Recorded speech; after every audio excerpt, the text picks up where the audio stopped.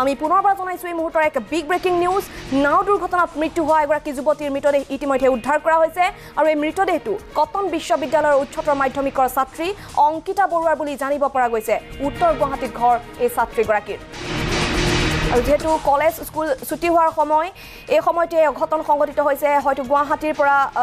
ছুটিৰ পিছত কলেজ ছুটিৰ পিছত তেওঁ ঘৰলৈ উভতাৰ পথতে এই ভয়ংকৰ দুৰ্ঘটনা সংঘটিত হয় যাৰ ফলত শোকাবহ মৃত্যুক আঁকোৱালি ল'ব লগা হৈছে এগৰাকী ছাত্ৰীয়ে নাও দুৰ্ঘটনাত মৃত্যু হোৱা এগৰাকী যুৱতীৰ মৃতদেহ ইতিমধ্যে উদ্ধাৰ কৰা হৈছে আৰু এই মৃতদেহটো কটন বিশ্ববিদ্যালয়ৰ উচ্চতৰ মাধ্যমিকৰ ছাত্ৰী অংকিতা বৰুৱাৰ বুলি জানিব পৰা গৈছে আৰু উত্তৰ গুৱাহাটীত ঘৰ আছিল এই ছাত্ৰীগৰাকীৰ এক শোকাবহ নাও দুৰ্ঘটনা আৰু যেহেতু কলেজ স্কুল ছুটি হোৱাৰ সময় এই সময়তে অঘটন সংঘটিত হৈছে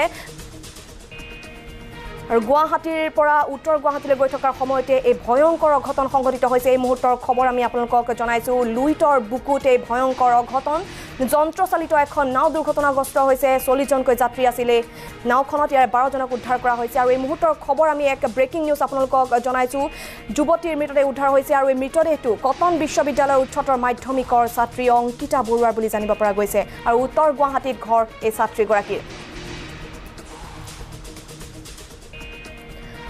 আৰু বাফলে স্ক্ৰিনত আমি আপোনালোকক দেখাইছো শোকাবহভাৱে মৃত্যুক আঁকোৱালি লৈছে এগৰাকী ছাত্ৰীয়ে কটন বিশ্ববিদ্যালয়ৰ উচ্চতৰ মাধ্যমিকৰ এগৰাকী ছাত্ৰী নাম অংকিতা বৰুৱা ঘৰ উত্তৰ গুৱাহাটীত হয়তো স্কুল কলেজৰ পৰা যোৱা বহু ছাত্ৰ ছাত্ৰী আছিল এই নাওখনত কটন বিশ্ববিদ্যালয়ৰ এগৰাকী ছাত্ৰী গৃহভূমিমুখে ৰাওনা হৈছিল এই ছাত্ৰীগৰাকী আৰু যাত্ৰা পথতে শোকাবহভাৱে মৃত্যুক আঁকোৱালি লৈছে কটন বিশ্ববিদ্যালয়ৰ এই ছাত্ৰীগৰাকীয়ে আৰু এই ছাত্ৰীগৰাকীৰ নাম হৈছে অংকিতা বৰুৱা উত্তৰ গুৱাহাটীত ঘৰ এই ছাত্ৰীগৰাকীৰ মুহূৰ্তৰ খবৰ আমি আপোনালোকক জনাইছো এগৰাকী ছাত্ৰীৰ মৃতদেহ উদ্ধাৰ কৰা হৈছে বাওঁফালে স্ক্ৰিনত আমি আপোনালোকক দেখুৱাইছো শোকাবহভাৱে মৃত্যুক আঁকোৱালি লৈছে এই ছাত্ৰীগৰাকীয়ে কটন বিশ্ববিদ্যালয়ৰ উচ্চতৰ মাধ্যমিকৰ ছাত্ৰী অংকিতা বৰুৱা ঘৰ উত্তৰ গুৱাহাটীত আৰু এইদৰে যিহেতু বিদ্যালয় কলেজ ছুটি দিয়াৰ সময় আছিল গতিকে বহু ছাত্ৰ ছাত্ৰী হয়তো এই নাওখনত আছিল আৰু যাৰ বাবে শোকাবহভাৱে মৃত্যুক আঁকোৱালি ল'ব লগা হৈছে এগৰাকী ছাত্ৰীয়ে অংকিতা বৰুৱা এগৰাকী ছাত্ৰী কটন বিশ্ববিদ্যালয়ৰ উচ্চতৰ মাধ্যমিকৰ ছাত্ৰী আছিল উত্তৰ গুৱাহাটীত ঘৰ আছিল এই ছাত্ৰীগৰাকীৰ শোকাবহভাৱে মৃত্যুক আঁকোৱালি লৈছে বৰ্তমান উদ্ধাৰ অভিযান চলি আছে যিহেতু 40 জনকৈ যাত্ৰী আছিল এই যাত্ৰীবাহী নাওখনত ইয়াৰে 12 গৰাকীৰহে সন্ধান লাভ কৰা গৈছে 20ৰ পৰা 25 জন যাত্ৰীৰ সন্ধান এতিয়ালৈকে লাভ কৰা হোৱা নাই উদ্ধাৰ অভিযান চলি আছে দৃশ্য আমি আপোনালোকক দেখুৱাইছো লুইটৰ বিশাল বুকুত এই ভয়ংকৰ অঘটন সংঘটিত হৈছে এখন যন্ত্ৰচালিত নাও দুৰ্ঘটনাগ্ৰস্ত হৈছে উত্তৰ গুৱাহাটীৰ পৰা উত্তৰ গুৱাহাটীলৈ গৈ আছিল এই যাত্ৰীবাহী নাওখন আৰু যাত্ৰা পথতে এই অঘটন সংঘটিত হৈছে জাইকাৰ প্ৰকল্পৰ প্ৰকাণ্ড খুঁটাত প্ৰচণ্ড জোৰেৰে খুন্দা মৰাৰ ফলতে এই অঘটন সংঘটিত হৈছে আৰু এই মুহূৰ্তত আমি ফোন লাইনত সংযুক্ত হৈছো আমাৰ সাংবাদিক বিমান কলিতাৰ সৈতে বিমান এগৰাকী যুৱতীৰ মৃতদেহ ইতিমধ্যে উদ্ধাৰ কৰা হৈছে কটন বিশ্ববিদ্যালয়ৰ ছাত্ৰী আছিল আৰু কোনো লোকৰ সম্ভেদ পোৱা গৈছে নেকি চিনাক্ত কৰা হৈছে নেকি কোনো লোকক আৰু এই মুহূৰ্তত ব্ৰহ্মপুত্ৰৰ মাজত উদ্ধাৰ অভিযান চলি আছে আমি খবৰ পাইছো যে এগৰাকী ছাত্ৰীৰ মৃতদেহ উদ্ধাৰ কৰিছে অংকিতা বৰুৱা বিশ্ববিদ্যালয়ৰ দ্বিতীয় বৰ্ষৰ ছাত্ৰী আছিলে আৰু এই মুহূৰ্তত সেইগৰাকী ছাত্ৰীৰ মৃতদেহ উদ্ধাৰ হৈছে আৰু বাকী যিসমূহ যাত্ৰী আছে সেই যাত্ৰী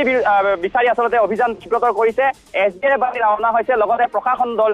উত্তৰ গুৱাহাটীৰ যি আমিনগাঁও যি প্ৰশাসন সকলো তাত উপস্থিত আছে আৰু উদ্ধাৰ কাৰ্য এই মুহূৰ্তত আমাৰ হাতত অধিক খবৰ নাই যিহেতু এগৰাকী ছাত্ৰীৰহে মৃতদেহ উদ্ধাৰৰ বাতৰি এই মুহূৰ্তত আমি পাইছো কিন্তু যিহেতু ঘটনাটো উত্তৰ গুৱাহাটীৰ দিশত আছিলে আৰু সেইবাবে সেই স্থানত আমি গৈ এই মুহূৰ্তত উপস্থিত হ'ব পৰা নাই কিন্তু ক'ব লাগিব যে এক ভয়ংকৰ দুৰ্ঘটনা ইতিমধ্যে SDF বাহিনীয়ে অভিযান অব্যাহত ৰাখিছে NDRF বাহিনীও ৰাওনা হৈছে প্ৰশাসন সম্পূৰ্ণৰূপে সক্ষম হোৱা পৰিলক্ষিত হৈছে অতিকৈ দুৰ্ভাগ্যজনক ঘটনা আজিৰ দিনটোত দিনৰ প্ৰায় 1:30 বজাতে আচলতে মধ্যম খণ্ডৰ পৰা এই যাত্ৰীবাহী নাওখন যাত্ৰা আৰম্ভ কৰিছিলে আৰু উত্তৰ গুৱাহাটীৰ মাজবাট পোৱাৰ পূৰ্বে আচলতে জাইকা প্ৰকল্পৰ বাবে নিৰ্মাণ কৰি থকা খুঁটাত এই নাওখনে খুন্দা মাৰে আৰু খুন্দা মাৰাৰ ফলতে নাওখন মাজৰ পৰা ফালি যায় আৰু ফালি যোৱাৰ লগে লগে যাত্ৰীসকল পানীৰ তলত বুৰ যায় ওপৰত থকা যিসমূহ যাত্ৰী আছে যাত্ৰী কৰোৱা যিসমূহ যাত্ৰীসমূহ কোনো ৰকম প্ৰাণ ৰক্ষা কৰে যদিও ভিতৰত থকা যাত্ৰীসমূহ পানীৰ তলত সম্পূৰ্ণ বুৰ যায় কিন্তু এই মুহূৰ্তত এগৰাকী ছাত্ৰীৰহে মৃতদেহ উদ্ধাৰ কৰা হৈছে যিহেতু ওফন্দি উঠা ব্ৰহ্মপুত্ৰ এই মুহূৰ্তত পানী যথেষ্ট আৰু পানী যথেষ্ট বৃদ্ধি পোৱাৰ ফলতে উদ্ধাৰ কাৰ্যটো হয়তো যথেষ্ট অসুবিধাৰ সন্মুখীন হ'ব কিন্তু প্ৰশাসন সম্পূৰ্ণৰূপে সষ্টম হৈ এই মুহূৰ্তত ৰাওনা হৈছে ঘটনাস্থলীলৈ ৰাওনা হৈছে ইতিমধ্যে ব্ৰহ্মপুত্ৰৰ বুকুত দুখনকৈ SDF বাহিনীৰ নাৱে অভিযান অব্যাহত ৰাখিছে লগতে উত্তৰ গুৱাহাটীৰ যি প্ৰশাসন সেই প্ৰশাসনো সম্পূৰ্ণৰূপে সষ্টম হৈ পৰা দেখিবলৈ পোৱা গৈছে লগতে গুৱাহাটী মেট্ৰ' যিসমূহ প্ৰশাসন আৰক্ষী আয়ুক্তই হওক দিলীপ খালৈকে ধৰি চক্ৰ বিষয়া সকলো আহি ঘটনাস্থলীত ইয়াত উপস্থিত হৈছে আৰু তালৈ ইতিমধ্যে ৰাওনা হৈছে তেওঁলোকে কিন্তু এই মুহূৰ্তত ক'ব পৰা নাযায় যে কিমানজন যাত্ৰী সেই নাওখনত আছিলে আৰু এই মুহূৰ্তত যিটো খবৰ আহিছে যে আমাৰ হাতত 12জনকৈ যাত্ৰীয়ে নিজৰ প্ৰাণ ৰক্ষা কৰিবলৈ সক্ষম হৈছে এগৰাকী যুৱতীৰ মৃতদেহ উদ্ধাৰ কৰিছে কিন্তু এই মুহূৰ্তলৈ কিমানজন যাত্ৰী এই আচলতে নাওখনত আছিলে আৰু কিমান সংখ্যক লোক এই নাওখনত থকা এই মুহূৰ্তত সঠিক তথ্য আমাৰ হাতত নাই কিন্তু উদ্ধাৰ কাৰ্য ইতিমধ্যে আৰম্ভ কৰিছে SDF বাহিনীয়ে ব্ৰহ্মপুত্ৰৰ বুকুত আচলতে নাও লৈ তেওঁলোকে উদ্ধাৰ অভিযান আৰম্ভ কৰিছে মেদিনী ব্ৰহ্মপুত্ৰৰ বিশাল বুকু ব্ৰহ্মপুত্ৰ উফন্দি যিহেতু উঠিছে উদ্ধাৰকাৰী দল আমি দেখা পাইছোঁ টেলিভিছন স্ক্ৰীণত আৰু অধিক উদ্ধাৰকাৰী দলৰ প্ৰয়োজন হ'ব বিমান নিশ্চিতভাৱে মেদিনী আৰু অধিক উদ্ধাৰকাৰী প্ৰয়োজন হ'ব যিহেতু বিশাল ব্ৰহ্মপুত্ৰ আৰু এই মুহূৰ্তত উফন্দি অহা পানী যথেষ্ট কাৰেণ্ট আছে ব্ৰহ্মপুত্ৰত উদ্ধাৰ কাৰ্যত যথেষ্ট অসুবিধাৰ সন্মুখীন হ'ব কেৱল দুখন নাও SDF বাহিনীৰ দুখন নাওহে বৰ্তমান ঘটনাস্থলীত গৈ উপস্থিত হৈছে আচলতে ক'ব লাগিব যে অভ্যন্তৰীণ জল পৰিবহণ বিভাগ নামৰ এটা যি বিভাগ আছে সেই বিভাগটোৰ আচলতে কোনো ধৰণৰ ব্যৱস্থা নাই তেওঁলোকে আপতকালীন ব্যৱস্থা তেওঁলোকৰ নাই যাত্ৰী কঢ়িয়াই লৈ যায় বহু সময়ত আমি বাতৰি সম্প্ৰচাৰ কৰোঁ যে এনেধৰণৰ অবৈধভাৱে আচলতে ব্ৰহ্মপুত্ৰৰ বুকুত যাত্ৰী কঢ়িওৱা নাও থাকে আচলতে যাত্ৰী কঢ়িওৱা নাওসমূহ এইকাৰণে বৃদ্ধি কৰিব লগা হৈছে অভ্যন্তৰীণ জল পৰিবহণ বিভাগৰ তেওঁলোকৰ ফেৰী সেৱা যথেষ্ট কম আৰু যাৰ ফলতে উত্তৰ গুৱাহাটীৰ পৰা অহা লোকসকলে এনেদৰে যাত্ৰীৰ ওপৰত যাত্ৰী আচলতে পাণ জপা দি যাত্ৰী তেওঁলোকে যন্ত্ৰচালিত সৰু সৰু নাওসমূহত লৈ যায় তাৰোপৰি